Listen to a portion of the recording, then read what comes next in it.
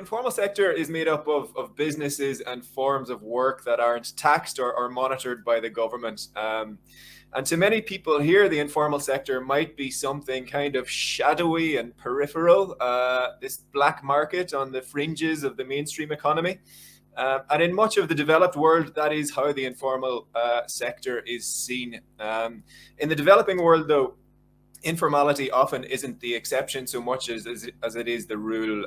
In Africa, for example, more than 90% of all businesses are classified as informal. And these businesses aren't informal because they're doing anything illegal, but just because, at least for the most part, they're so small and the income that they generate is so low that if they were to pay licensing fees and taxes, they'd be completely unviable. And one feature of the informal economy, particularly in Africa, is high levels of self-employment. And if you're self-employed in the informal sector, then you're in one of the most vulnerable categories of worker in the world economy. It's likely that both you and your customer base are very poor, that the competition from similar businesses is extensive, and you're probably served quite poorly by the mainstream financial system, like banks and insurance companies and government support programs and so on. So how do these businesses and these households stay afloat in contexts that are as marginalized and as challenging as this?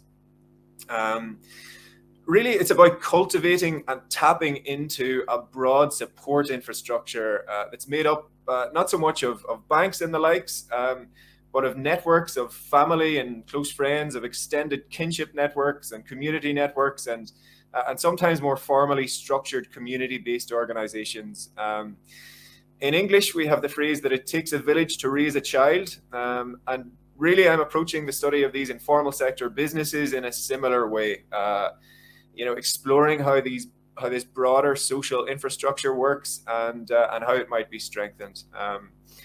Because one of the things that the idea or the objective of inclusive growth forces us to confront is that the informal sector isn't going away. And one of the major policy challenges of this century is going to be to make sure that it's supported and that the livelihoods of the 2 billion or so people around the world that are active within it are supported too.